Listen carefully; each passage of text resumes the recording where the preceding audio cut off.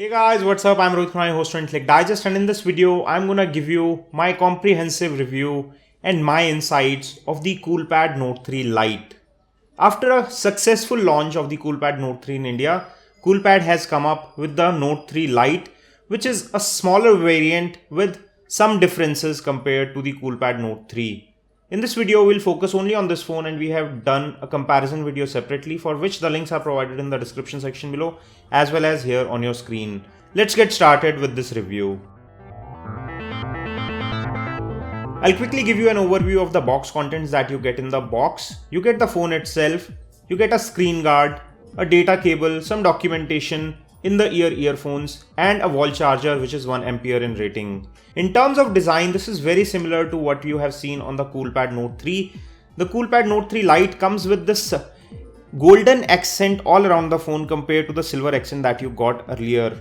This golden line is running all across. This is the champagne white version, in which there is champagne gold and white all around.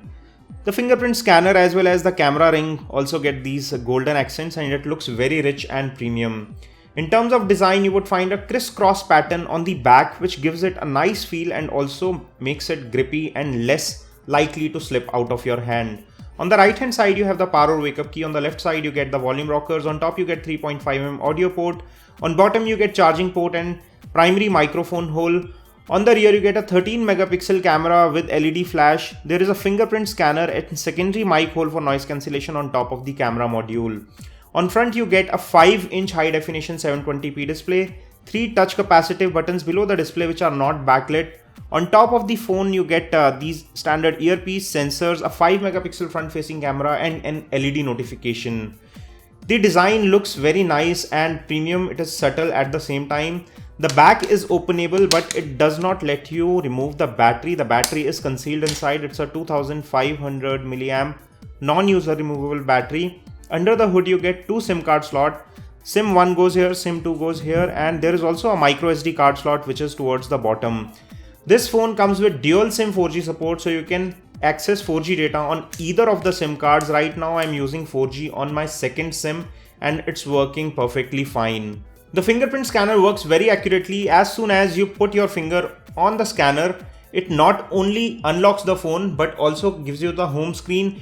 The screen can be in sleeping position when you wake the phone, and it takes you directly to the home screen in no time. It works effortlessly and it is very accurate and works with multiple angles.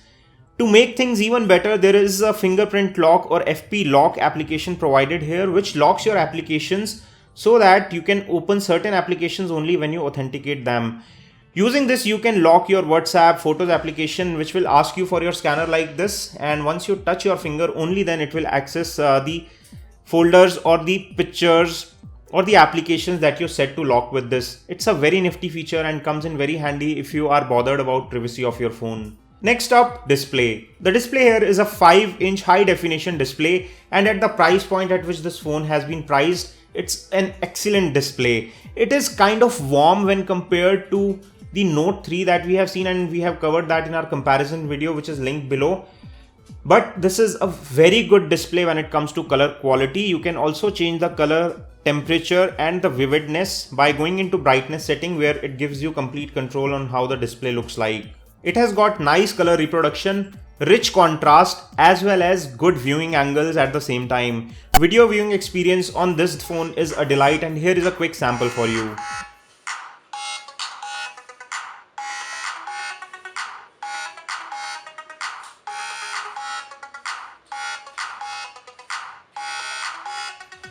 Next up, audio. There is a single bottom firing speaker on the rear, and it is fairly loud for this price segment. Also, the in-ear earphones that are provided with this phone are fairly loud and they are very heavy on bass.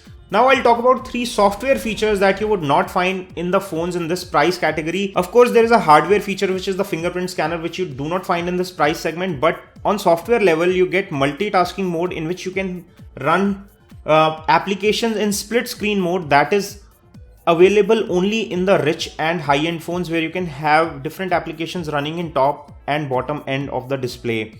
Second is the C button or the Coolpad button here, which gives you a very cool software button here, which gives you nice and accessible features and quick toggles at the fingertips. And the third one is also a very useful nifty feature, which is the long standby feature, which is equivalent to the ultra power saving modes that you have seen on some of the premium phones, which converts your phone to more or less a feature phone and it turns the display to black and white. So the battery life is further expanded multi-folds. When you are running low on battery and you know that you cannot charge your phone for some time, you can put it in long standby mode, which will save your phone's battery for a much longer time and will keep you connected by giving you basic communication using the phone as well as SMS. Next, I'm going to talk about cameras.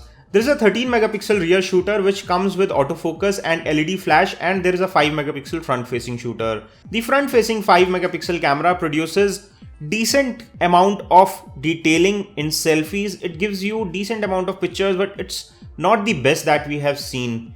It is okay and takes good selfies, but the detailing is kind of on the lower side.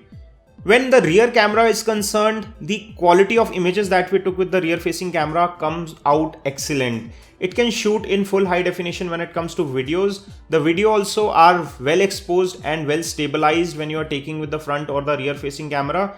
And the rear facing camera pictures come out excellent. They give you a good bokeh effect. Even the HDR modes work really well. Now let's talk specifications and performance. This is one of the unique phones in this price category which comes with 3 gigs of RAM. It is paired with a 1 GHz 64-bit quad-core processor by MediaTek, and the processor model on use is 6735. On Antutu, it gives us a score of 28,000, and we are really surprised by the gaming performance of this phone. The GPU here is really well tuned for gaming, and besides not having a very powerful processor, it is very well optimized for gaming. It can handle games like Asphalt 8, Dead Trigger 2 very easily, and we have done a separate gaming review video which is linked in the description section below as well as here on your screen, so do check out the gaming review as well. We are pleased with the way it plays even the heaviest of the games. Yes, there is slight stutter here and there when playing very heavy games, but the fact that it lets you play such heavy games at such budget price point is itself considerable. When it comes to internet browsing experience, we did not face any sort of troubles. It was smooth and stutter free. Talking of call quality and signal reception, we did not face any troubles either. The call quality was clear with the both parties, and it uses dual microphone system, one at the bottom, one at the rear for noise cancellation. So there is good clarity of audio on both sides when you are making a phone call. Now let's talk about some important software features. It runs Android 5.1 Lollipop out of the box with Cool UI on top of it. Cool UI gives you some very nice options of customization by providing you themes and text set options. You can also customize icons, etc. You can also change the way your interface looks. By default, it is a flat interface with no application drawer, but you can change it to the conventional theme, in which case it will show you the application drawer also. It supports USB OTG pen drives. We have plugged in a pen drive and tested the same. There is also an LED notification provided on the top. So you have LED notifications, USB OTG pen drive support. It also gives you support to move applications to SD card by changing the default write disk, which is available in the storage settings. Out of the box, it gives you around 10.5 GB of user available space, which is good enough. And if you want more, you can add a micro SD card, expand the memory and install applications on the external SD card.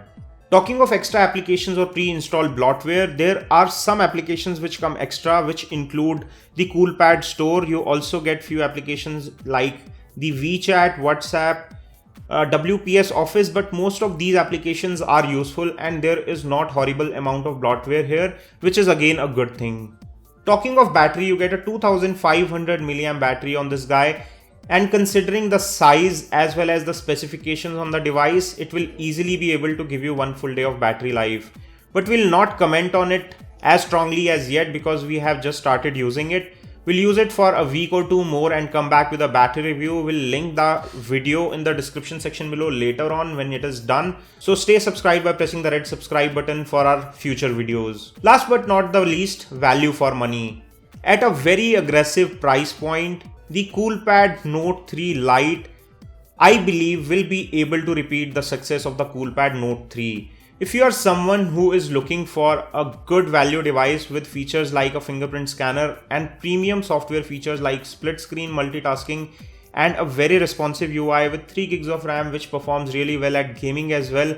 This is an excellent device because it comes with great display, great graphics, good audio quality, and a very sorted design in a price that does not break your budget. It is a highly recommended device from us, and it is a thumbs up from us. If you want to pick one for yourself, I'm leaving Best Buy links in the description section below where you can pick one up at the best price. This is all we have on this video. We have done a separate comparison of the Note 3 Lite versus the Note 3, where you can check out the detailed differences between these two devices. So do check out the other video as well. It's linked in the description as well as here on your screen. If you enjoyed watching this, give us a thumbs up by pressing the like button below, and for more such videos, stay subscribed by pressing the red subscribe button. I hope to see you on my next video. This is your host Rohit Khurana signing off. Thanks for watching.